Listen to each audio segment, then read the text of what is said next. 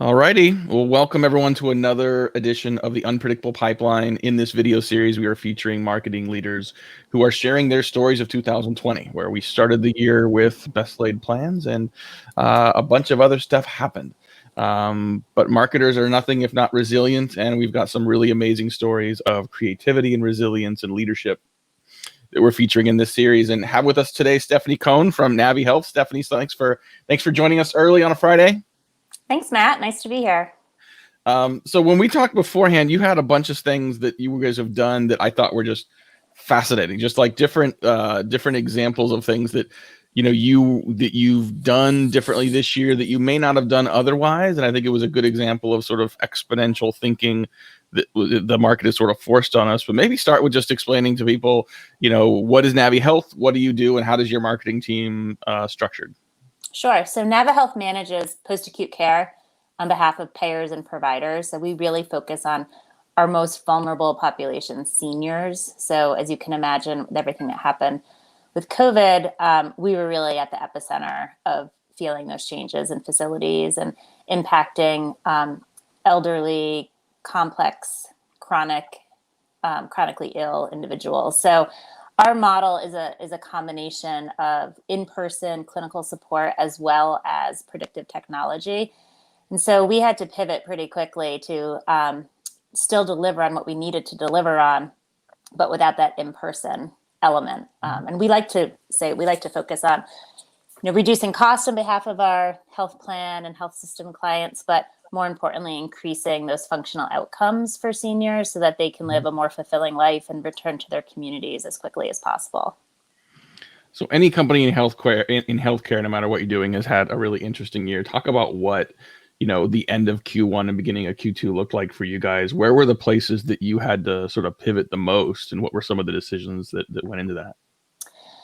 Yeah, so we planned a lot of our 2020 marketing plan was around events. We do a lot in person. And I would say the bulk of our activity is developing content. I'm fortunate enough to have a rich bench of subject matter experts to tap into, which is really great. So we do a lot of byline articles. We have naviHealth Essential Insights, which is our blog that we publish original content through. So we have a really healthy, not to use your term in a different way, but we have a healthy pipeline of content that we are sending out, and we have long buying cycles. So having those assets to nurture these relationships is really important, both prospects as well as client relationships. So when 2020 hit, or March hit, I should say, our editorial calendar was completely upended. We thought we were going to be talking about healthcare and the election for much of this year. We thought we were going to be talking about different CMS updates around value-based care and how those would impact ACOs or physician groups. Instead, obviously, we're talking about how to safely transition very frail seniors, how the whole way that we manage older people in facilities in the United States, the systemic issues just became clearly the area of focus very quickly. And then from an event standpoint, not having those in-person engagements and all the sponsorships we did, much like most companies, we hit pause March and April. We didn't want to be tone deaf, particularly as a company that works in the senior space.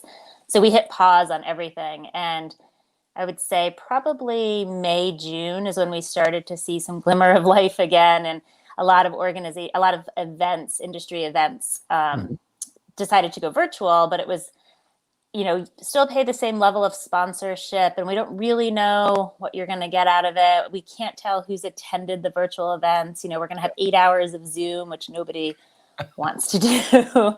So even though there was glimmers of life in May and June, we still kind of held back and did a wait and see. And then we tested the waters in other ways. So we learned some lessons there. One of the things you mentioned that I've never heard someone describe podcasts as an ABM play before, and I know that's something you guys have pivoted towards and added to your mix. Can you talk a little bit, maybe sort of broadly, about how you think about sort of account based in general as a cross-functional discipline, and then how does podcast fit into that now? Yeah, so we have, given that we look to partner with health plans and large health systems, there's a finite number of those in the United States. So we work very closely with the sales team, and we have a targeted list of organizations that we think could really benefit from partnering with us. So we look for, instead of, hitting them over the head with either demos or case studies, instead we look to see and really try to understand the problems they're trying to solve, and then go into either patient stories, which is a big part of what we do, patient stories to communicate the value that we drive, or kind of a clinician to clinician or peer to peer from a medical director point of view has really, been instrumental in helping people understand what we do and what we can deliver. So we've been testing the waters with some digital experiences around roundtables, and webinars that we can then have on demand, and people can send out to any interested parties to listen to. So it's been successful, and they're much more intimate. And we've been exploring, for some of the smaller organizations that we have partnerships with that have never done some of these things before, we've been reaching out to them and saying, hey, we'll provide the infrastructure. You can help us get the audience. And we've been doing those sorts of things. That's awesome. And you also mentioned you've been working at taking some of the assets that you've already have, so maybe larger assets, more complex assets, and deconstructing those a little bit, and also adding a gamification element. Can you talk a little bit about what that has been like, and sort of how gamification plays in? Yeah, this is still an idea right now, but one that we're exploring. So we found that I think people have more and less time right now, where we're not commuting, we're not, flying all over the country for meetings. But at the same time, I don't think people have the attention discipline to really sit through like dense articles, or we can't just take the assets that we would maybe distribute at an event, at a booth, or a speaking engagement, a leave behind. That doesn't just translate to a PDF to forward to someone on email that they're going to read right now. But what we have found is engagement is up, but you have to make sure it's bite-sized and digestible nuggets that people want. So we've looked at all of the assets and said, okay, instead of this 2-page slick, how do we break it up so that it's a little taste of the problem and the solution? Then we can deconstruct the patient story. It can be a separate follow-up touch point. And these are all like quick reads. What can we turn into an infographic? People love infographics, and they're easy to follow. And then, yes, we had this idea to gamify. So our About Us is a multi-page kind of nice document, super comprehensive. And instead of just kind of going through it linearly, why not make it so that it's interactive and they can read about the company description, maybe click on something, and it's an audio story from our CEO about why he founded the company.